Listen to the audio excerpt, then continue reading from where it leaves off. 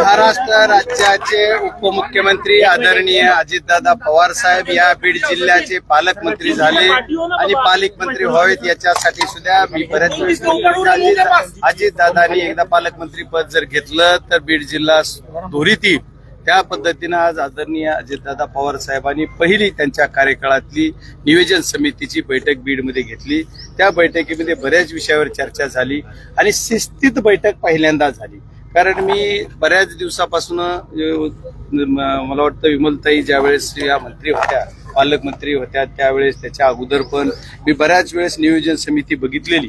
त्या नियोजन समिती बघितलेली म्हणजे मी पण तिचा सदस्य असायचो, कॉप जी मेंबर असायचो त्याच्यामध्ये 2002 पासून आजपर्यंतच्या काळात 22 वर्षानंतर पहिल्यांदा बीड जिल्ह्यामध्ये नियमाप्रमाणे बैठक कशी चालवायची ही बऱ्यापैकी झालं तरी त्यांच्या मनासारखी झाली नाही असं त्यांना वाटतं। पण ठीक आहे, तर बैठकीमध्ये जे विषय झाले अनुपालन झालं, अनुपालनाच्या नंतर मागच्या आराखडा झाला, त्यांनी अगोदर सर्व बैठकीमध्ये आढावा घेतला असं सांगितलं शॉर्टमध्ये की त्यांनी सगळा आढावा घेतल्यानंतर त्यांच्या लक्षात आलं की ज्या प्रमा दिल्यात किंवा ज्या प्रशासकीय मान्यता द्यायच्या त्या टप्प्याटप्प्यानं द्याव्या लागतात। बघा, निधी जेवढा उपलब्ध आहे त्याच्या 1.5 पटीनं प्रशासकीय मान्यता द्यायच्या असतात, पण यांनी घाईघाईमध्ये लोकप्रतिनिधींनी ज्यांनी सुचवले ते काम सोडता जी तत्कालीन पालकमंत्र्यांचे पीए असतील, बनविणारे कुणी माणसं असतील, घेणारे कुणी असतील, त्या सर्व लोकांनीच त्या प्रमा घेतल्या आणि प्रमा 100% नियत्व जेवढं आहे जेवढं नियत्व त्या नियत्वाच्या 100% प्रमा म्हणजे बीड जिल्ह्यामध्ये असाच पाहिला।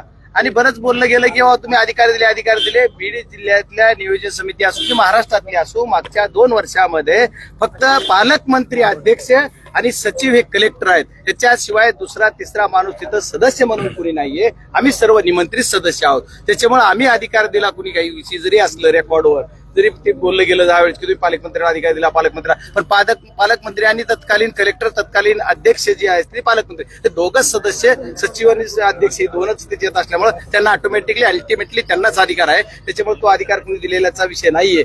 पण या विषयामध्ये बरीच चर्चा होताना त्यांनी मागच्या सांगितलं गेलं की या ज्या प्रमा झाल्या ज्या प्रशासकीय मान्यता झाल्या बीड जिल्ह्यामध्ये त्या प्रशासकीय मान्यता चुकीच्या पद्धतीनं या वर्षी सुद्धा दिल्या गेल्यात। मागचं तर जाऊ द्या, एकतर सीओनी कुठल्याही आराखड्यात मंजूर नसणाऱ्या कामाला मान्यता दिल्या, तत्कालीन त्या मॅडम सीओ होत्या आणि त्यावेळेस मी त्यांना माहिती मागितली, त्यावेळेस फार सगळं 2-3 महिने गेल्याच्या नंतर आम्हाला आता माहिती दिली। मी खासदार म्हणून माहिती मागितली तरी मला दिली नव्हती कुठल्या प्रमा दिल्या याची, आणि आता मीटिंगमध्ये असं ठरलं गेलं की या चुकीच्या पद्धतीच्या प्रमा दिल्या, जेवढा निधी 45% आला होता तेवढ्याच प्रमा दिल्या पाहिजे किंवा कमावणं त्याच्या 1.5 पट, आणि ज्यावेळेस पूर्ण निधी येईल 55% आणखी निधी येणं बाकी, आता 55% निधी तर ते जिथं प्रमा दिल्या त्यालाच खर्च करावा लागेल अशी पद्धत आहे। रिअप्रोव्हेशन जिथं मॅन्डेटरी आहे, महिला बाल कल्याणला काय मॅन्डेटरी पैसा खर्चावा लागतो, समाज कल्याणला मॅन्डेटरी पैसा काढतो, रोड सुरक्षा समिती किंवा रोड सुरक्षेचं जे लागतात त्याला 3% मॅन्डेटरी पैसा आहे, हा पैसा खर्चणं मॅन्डेटरी आहे, तरी सुद्धा त्याचे नियम तोडले गेले आणि हे सुद्धा आम्ही त्याच्या निदर्शनास आणून दिलं।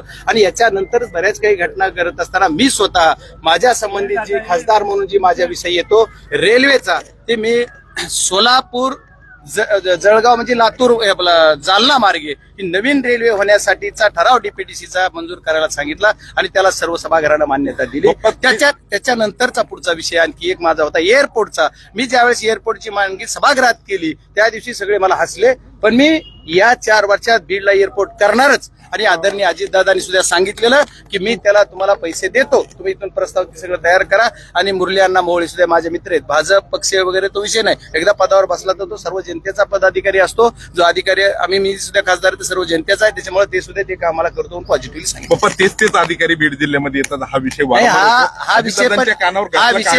विषय सुद्धा मी मिटिंगला मांडलेला। आता प्रोसिडिंग लिहिणारा काय लिहितो माहित नाही, कारण प्रोसिडिंग लिहिणाऱ्याला मी सांगितलं की अशा अधिकाऱ्यांना चार्ज दिलेला आहे की जे त्याच्यावर कॅपेबल नाहीत, जे कॅपेबल असणारे अधिकारी बाजूला ठेवले आणि अधिकाऱ्याला चार्ज दिला ते लवकर बदला। शिवना सांगितलं, परत तेच अधिकारी रिपीट येतात। एखाद्या पोलीस स्टेशनला नाही म्हणलं, पोलीस स्टेशनला सुद्धा जिथं PI ची पोस्ट आहे तिथं PSI ला चार्ज आहे, अशा बऱ्याच गोष्टी सांगितल्या। त्याच्यानंतर ती बदलायला सांगितलेलं आहे पालकमंत्र्यांनी दिलेल्या आदेशाच्या नंतर। आता ते राज्याचे उपमुख्यमंत्री आहेत, मला वाटतं अधिकारी आहेत, जिल्हाधिकारी सुद्धा सातत्यानं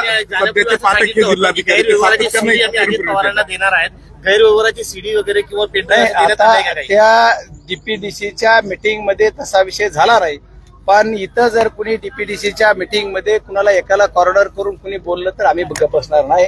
आणि जिथं म्हणलं की कुणी दहशत आहे तर आम्ही त्याला उत्तर दिलं, दहशत कुणाची, त्याचं उत्तर द्या. त्याच्यामुळे जिथं माझी पालकमंत्री म्हणले की इथं अधिकाऱ्यावर दहशत आहे, मग कुणाची दहशत आहे, मग त्याच्यावर थोडीच झाली आचापाची, तर त्याच्यावर बैठक संपली. नाही, पण शेवटचा किस्सा काय होता की कळतंय असं की सुरेश धस यांनी उठून माजी पालकमंत्र्यांना काहीतरी प्रश्न विचारला आणि त्यानंतर अजितदादांनी बैठक सोडून निघून गेली. नाही असं प्रश्न वगैरे काही विचारला. ती बोलत होते आणि ती बोलत असताना त्यांनी थोडंसं वेगवेगळ्या पद्धतीनं मांडलं गेलं. त्याच्यावर मी आणि सुरेशांना एके बाजूने बोलत होतो, ती बाजूने बोलत होती. बघा, हा जो विषय आहे तो मीटिंग मधला जो विषय झाला त्याच्यात एकच विषय होता की तुम्ही जे म्हणतात त्यांनी अधिकाऱ्यावर दहशत आहे, बीडचा बदनामी करू नका. बीडची बदनामी कोण करतंय? आम्ही मर्डर करतोय का? आम्ही चोऱ्या करतोय का? आम्ही राखेचा धंदा करतोय का? आम्ही खंडणी मागतोय का? आम्ही गुटखा चालवतोय का? मटका चालवतोय का? आम्ही काय करतोय बदनामी जिल्ह्याची? जिल्ह्यामध्ये जी सत्य परिस्थिती जे करतात ती आम्ही जनतेसमोर आणायचं काम करतो. आमचा संतोष अण्णा देशमुख यांची जी हत्या झाली त्याला न्याय मागतो, हे आम्ही बदनामी करतो. त्याच्यामुळे थोडी बाचाबाची झाली. आता ती विषय मीटिंगच संपलेली होती. संतोष देशमुख यांच्या खून प्रकरणावर काही चर्चा झाली का? अजितदादांना काही तुम्ही माहिती दिली का त्या संदर्भात? नाही, ते दादानी स्वतःच बोललं, सगळी माहिती घेतली मी, त्याच्यावर लवकरात लवकर कारवाई करायला सांगितले, कोणी दोषी ठेवणार नाही. दादानी आमच्या समोर बी सूचना दिल्या सर्वांना की माझा जरी कोणी माणूस असेल, माझ्या पक्षाचा कोणी असेल तरी त्याला काही सोडू नका आणि सगळ्यात जे असेल ती कारवाई तुम्ही करा. समाधानी का बाप्पा शेवटचं? नाही, माझं एकच मी पालकमंत्री महोदयावर त्यांनी जे सांगितलं ते सांगितलं, त्याच्यावर ते समाधानी आहेत.